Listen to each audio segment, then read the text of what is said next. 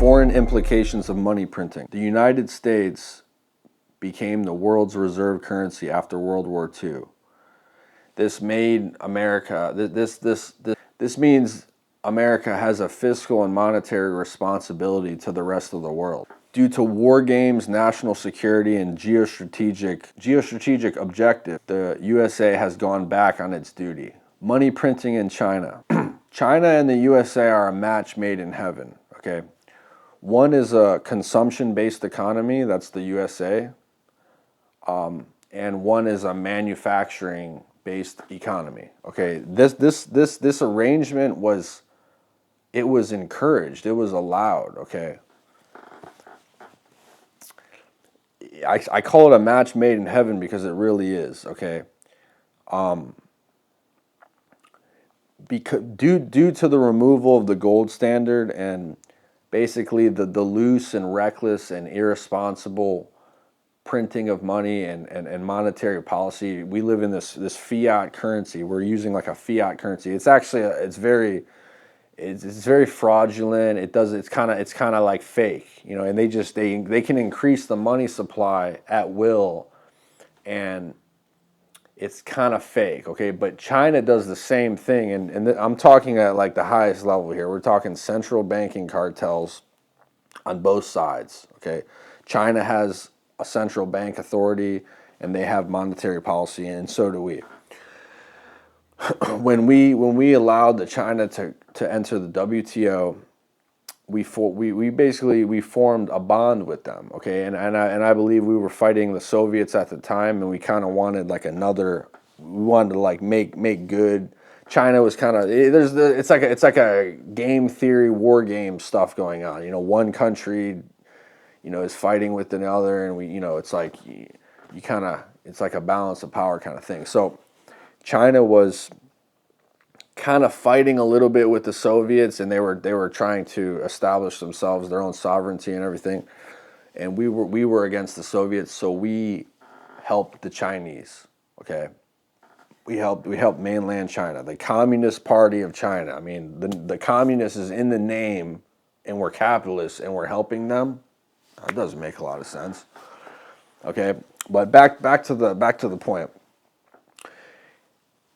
It's a match made in heaven. Okay, one system is based on producing things and inputs and centralized manufacturing. The Chinese are like amazing at what they do. It's a little bit too top down and centralized. It's this mega corporation thing that I keep talking about. It's monopolies are totally fine in China. Like, it's all about mega corps. I'm not saying it's because, you know, they're bad or anything. I just think, I guess, the nature of globalization, you know, we on both sides we allowed monopolies in megacorps. Maybe it's the easy money and the loose the expanded money supply, maybe on both sides. So it could be that. Because of this policy of we're the consumers, we'll let them be the producers, which is good. I mean, it's a good arrangement for us because, like, say the air quality is kind of low in China and in Asia. Like, you know, if they're producing a lot of things there, their air quality will be worse. Like manufacturing is a difficult business. It's a dirty business. If we can outsource that, it's a good thing, and that's what we did. Now the issue with this is China has risen. You know, China is an old power. It's like a civilization that's always been a superpower throughout history, and they're so hardworking, and they're generally intelligent. Like, generally speaking, your average Chinese is hardworking and somewhat intelligent. So they work hard. I mean, your average American, for whatever reason, you can't really say the same about your average American. When the 2008 financial crisis happened, we decided to bail out the bad actors and prevent a bank run, or, you know, they thought it would be like a bank run or something. Maybe they were right. You know, it's sort of a Ponzi scheme. So yeah, if there's like a 20% loss in the economy or sector, it could be like a cascading effect. It's possible. But there's also a rationale that maybe they should have just let those, let those bad actors fall.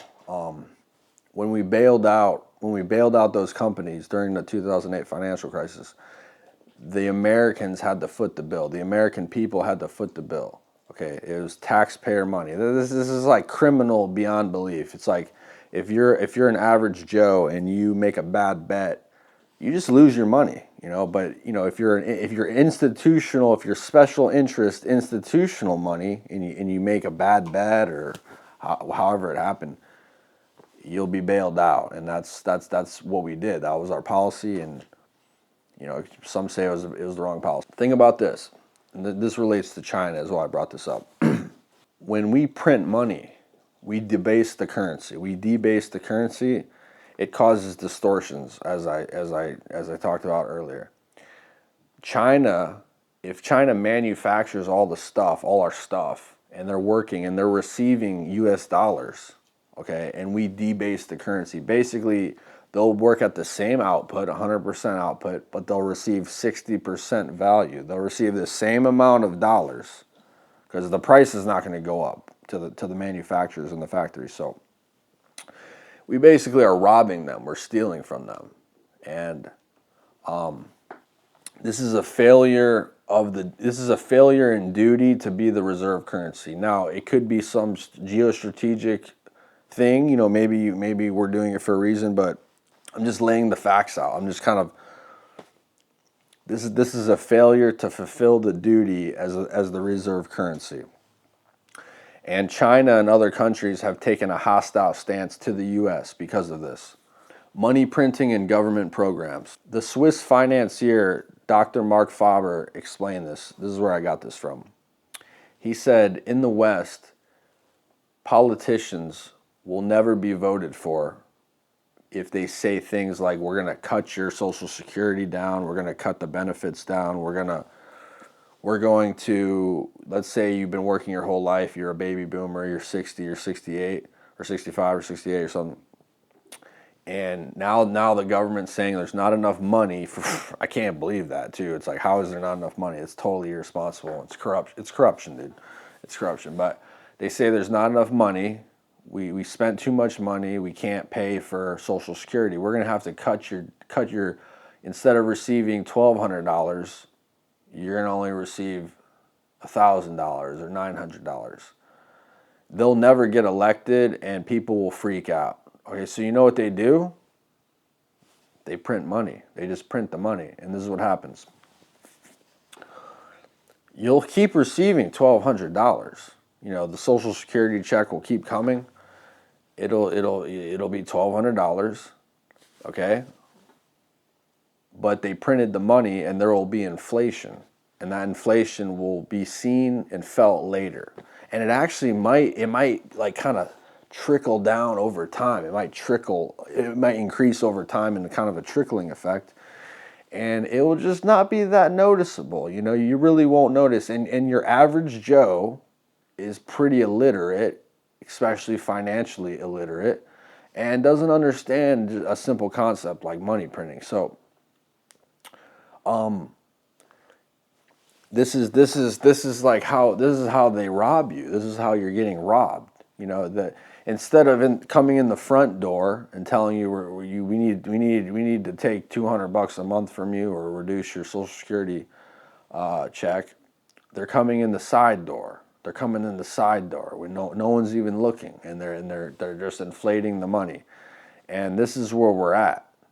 And finally, I want to end on this. I'm a late millennial. I'm almost a Gen Z. I'm almost a Zoomer. Okay. I'm disappointed because I never understood this concept of money printing, and I actually was born into this system. I was born into this rigged, failing system, and it was already failing when I was working really hard. I didn't know how bad I was being scammed. I didn't even know. But now, I understand, how the government does this and the money printing and the corrupt policies and all this stuff. It's very disheartening. And, as a millennial and also these Gen Zers, these Zoomers, the country has basically been looted, bankrupt, robbed, and there's nothing left. And I'm going to make there's another topic I wanted to make about the baby boomers. And this is kind of, I think it has some relation to the baby boomers. The baby boomers, they kind of are like, are almost like bloodthirsty growth. You know, I call it bloodthirsty capitalism.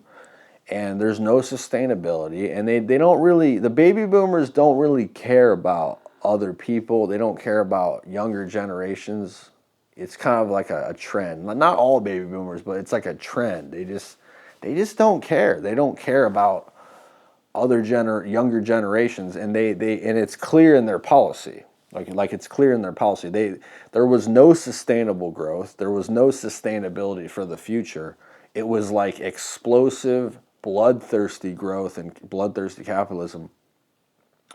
And the baby boomers took it all. They made all the money, and they left nothing left. And they're burning down the whole system before they go. And it kind of reminds me of that. I will say I'm making like a thing. I'm gonna make like a topic on the baby boomers, like you know, about the generation and everything. But I don't blame the baby boomers. Like I don't blame them. It's easy to blame them, but I just think that I don't fully, like what I'm saying is I don't fully blame them. But it's funny, there is a component that they just don't care about other younger generations, and they left nothing, and there's no sustainability, and that's kind of a baby boomer thing, you know? It's kind of a baby boomer thing, so yeah. And the last thing I want to say is this is all policy, by the way. This is all policy. All these decisions were made. All these decisions were made by policymakers, and this is what they chose. And it would have been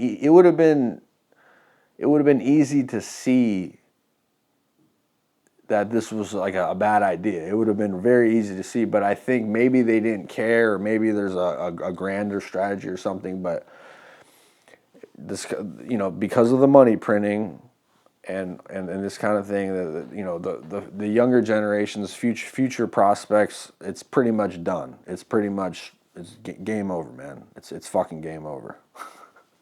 Thank you. That's chapter one of the American Nightmare. I hope you enjoyed it.